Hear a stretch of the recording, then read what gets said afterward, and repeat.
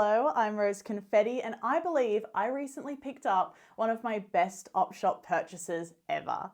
I found a copy of the Gossip Girl manga. I need you to really put yourself in my shoes. Like, I was op shopping, we'd been doing it for a few hours, getting a little bit of op shop fatigue, you know how it is, and we were looking at the bookshelves when all of a sudden we find this piece of gold. We were so excited. So naturally, I brought it home, I read it cover to cover, and now I am ready to give you the tea on what this book is all about. Before we can get into the plot, a bit of context. So Gossip Girl first came out as a book series in around 2002. It then got developed into the TV show, which came out in 2007, and then this manga book came out in 2010. So if you think about it in the Gossip Girl timeline, we go books, TV, and then while the TV show is airing, we've got the manga. I did kind of guess that this would be the case because the title on the book is kind of reminiscent of the title screen of Gossip Girl, the TV show, which is a nice little touch. From what I've read online, it looks like the art and adaptation is from a South Korean artist, and I have to admit, I loved this style. Like, the art style really worked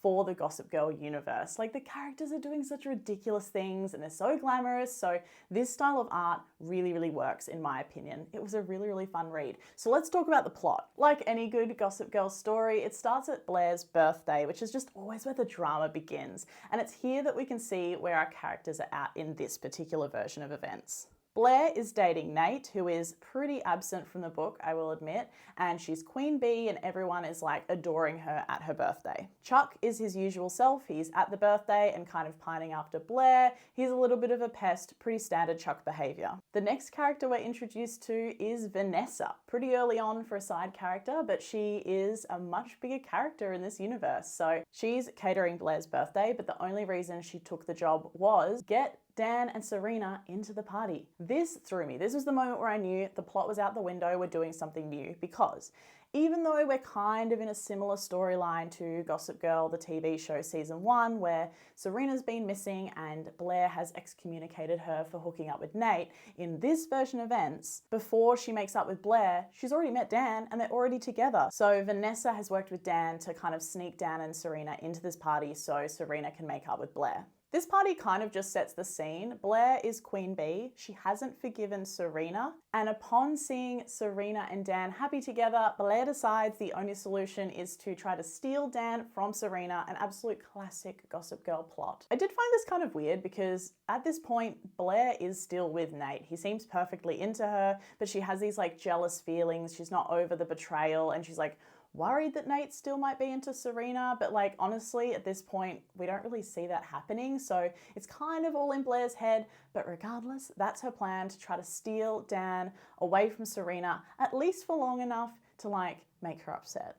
And because one chaos means we've got to talk about another, we then go into a Chuck backstory.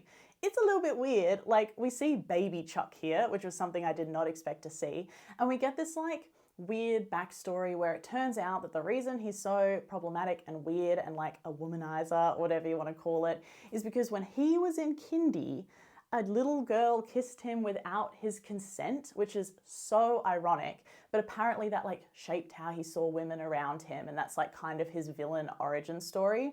We also see that in that moment, it was the first time him and Blair collaborated on a scheme, a little collab drop with, with trying to meddle with people. Together, Blair and Chuck got revenge on this girl while they were in kindy. So we kind of get this backstory about why Chuck is the way he is and how him and Blair have always been working together on chaos. Their plan is to get Dan to fall for Blair, at least enough just to kiss so they can like take a cute little pic and send it to Gossip Girl and break Serena's heart. The way that they're going to do this is pretty standard Gossip Girl. Dan is a writer, so she plans to have one of his scripts performed at homecoming, and she's going to tell him that she'll invite all these like movie guys, producers, script writers, all that kind of stuff so he can show off. And by getting close to Dan and like, she's hoping she'll get close enough to kiss him. Pretty standard Gossip Girl shenanigans at this point, but the outcome of this is so different to what has happened on the TV show before. This like really made me laugh. So when Blair does eventually get to kiss Dan and Chuck snaps a picture and sends it to Gossip Girl,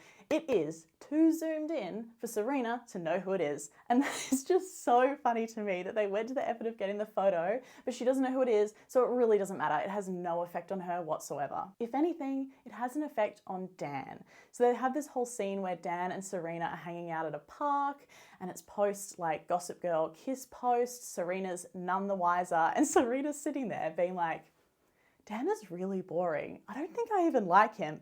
And meanwhile, Dan is having a little fanfic moment, writing Wattpad fiction about him and Blair. What I wouldn't give to read those. And to make it even creepier, he keeps sending them to Blair, so she's fully aware that he's now obsessed with her. Then at the park, Vanessa turns up and has to take pictures of Serena for some reason. I can't remember why, it's not super important. But while she's snapping pics of Serena, some movie guys at the park see her and they're like, oh my God, that's our future it girl, she's such a star. Okay, perfectly normal adult behavior to see a teenager posing and go, yeah, that's our new star. Very, very strange. But anyway, these movie guys, they are obsessed with Serena, and it turns out that they are the important people that Blair has invited to see Dan's script perform at Homecoming. Then we get to Homecoming, where Blair does end up kissing Dan again, and this time Serena sees it. She's like a little bit heartbroken, but she is completely distracted by the fact that these movie guys are at Homecoming, and they're like, oh my God, Serena, we love you. And she doesn't really care about Dan, so she just runs off and enjoys that. Instead, again, we see Dan heartbroken, and he like runs after Blair. Blair, though, does not care about Dan, finds Nate and is like, oh my God, Dan's a stalker. And initially Nate believes her, but then he sees the pictures on Gossip Girl and he's like, I need some space from you. And Blair kind of ends up alone. And it has to be said at this point, I realized that the Gossip Girl manga is absolutely all about Blair. Like the TV show, I think you can make an argument for it being equally about Serena and Dan, but in this book, it is definitely all about Blair. I think that's kind of fun. It meant that even though it was such a short book, we did get quite a lot of her story packed in there, but I have to admit, it did make plot lines like Serena's or Nate's really one note, and I have a lot of questions about what happens with them. Anyway, Blair's pity party is broken up because her mum gives her tickets to go to an event being run by those movie guys. Apparently they are recurring characters at this point. And because she gets there and she's really sad seeing Serena getting like loved and adored and like the classic Serena thing, Blair ends up getting really drunk. She gets so drunk that she ends up getting too up close and personal, if you know what I mean, with the movie producers. And what is kind of amusing about this moment is that they're not taking advantage of her. In fact, they don't want anything to do with Blair, and Blair is the one kind of being inappropriate, which is extremely embarrassing. She stumbles out of the party drunk, and then her mum the next day finds out, everyone's making fun of her, and her mum ends up cutting off her credit card. But Blair, being Blair, does pinch her mum's other credit card, sets herself up in the hotel, and returns to school. So at this point, we kind of get a shift in the plot and a move towards Vanessa being really important to the story, which is kind of fun. At school, the principal or teacher, I don't know who it is, suggests to Vanessa and Blair that they work together on something. Basically, Blair's university applications would be better supported by a video application, and Vanessa's films are too highbrow and too conceptual that she apparently needs Blair's mainstream view to like make her application better, at least according to the teacher, which is really funny. I can totally see that happening. And so we get this like great moment of these two polar opposites are gonna have to work together. What's gonna happen? And it is at this point that I start desperately wanting this story to be an enemies to lovers plotline. Like they've set up Vanessa and Blair to be such opposites. They're fighting all the time. They can't seem to get along. And I'm like, come on, enemies to lovers. Like, I need it, I need it, I need it. I just want them to have this moment where they bond over their love of art and they fall in love with each other. Like, that would make me so happy. But unfortunately, at least in this point in the book, all we really see is Vanessa kind of desperate to film Blair. She has this vision about wanting to do Breakfast at Tiffany's, but with zombies, and she thinks Blair would be perfect at that. And Blair's like, no, I don't want to do that. So instead, I'm going to make you be my assistant, cleaner, coffee getter. Like, basically, she uses Vanessa and makes her do all this stuff for her and never really intends to be in the movie. And it does culminate with Blair going on a really fancy dinner. Again, would have been great at this point for the enemies to lovers plotline. When they got to the dinner, I was like, oh my God, it's finally happening. It wasn't happening. What happened was Blair and Vanessa went out for this big dinner, and then Blair dines and dashes, leaving Vanessa, who is again not super wealthy in the book, leaves her with the bill. Terrible, terrible. Vanessa's really upset. That's like weeks and weeks of rent to her. Vanessa does end up throwing down on Blair. Like, she ends up throwing all this rubbish on her.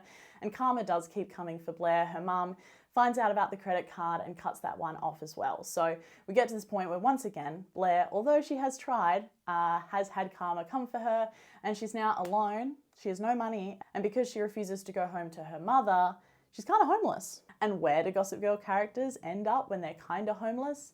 With Dan Humphrey, of course. I feel like this is a constant theme and thread throughout all the Gossip Girl content, but regardless, she's at this bus stop and ends up running into none other than Dan Humphrey. Dan takes her back to Brooklyn and suggests to Blair that she should live with his friend. Turns out his friend is Vanessa, because we know he has no other friends. And Vanessa's like, she's not staying with me, absolutely not.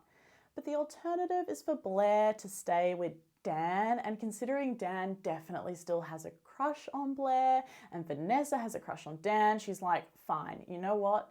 I'll negotiate with Blair and she can live with me because I really don't want her living with Dan. So at the end of the book, we're left with a cliffhanger that Vanessa and Blair are going to be living together and Blair has agreed to be in Vanessa's film. Then I guess in the background at this point, we've got Serena back on her way to being Queen Bee and is probably going to be in some movies or do some modeling. Nate is like taking a break from Blair, so probably could free him up to date Serena if he wanted to.